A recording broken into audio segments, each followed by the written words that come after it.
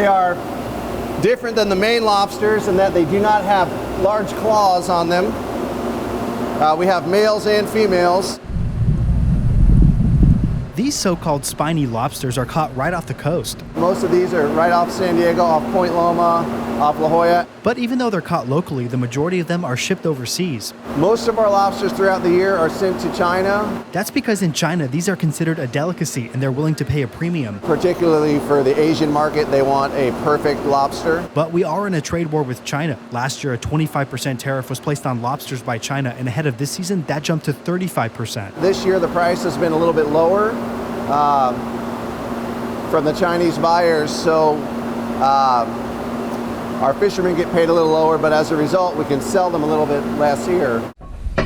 When this year's season opened in October, the price fishermen were seeing off the docks was just $11 per pound, a drastic drop from the nearly $20 a pound fishermen were seeing just a couple of years ago. Once I found out what the opening price was going to be, I kind of quit my hunt for a different captain to run the other boat. For the last 8 years, John Conniff has been lobster fishing, but it just wasn't worth it for him this year. It's only a 6-month season, so if you were going to go out and try to make a year's worth of wages in 6 months at $11 a pound, it'd be really, really tough to do. Conniff says he plans to be back lobster fishing next year, but he worries that tariffs could have a lasting effect on San Diego's lobster industry. There's other places that countries like China can go to get their seafood from, and the further they develop those markets, the less need they're going to have for ours once the tariffs go away. I like this lobster hands down over the main lobster. Catalina Offshore Products is still selling San Diego caught lobsters to China just for less now.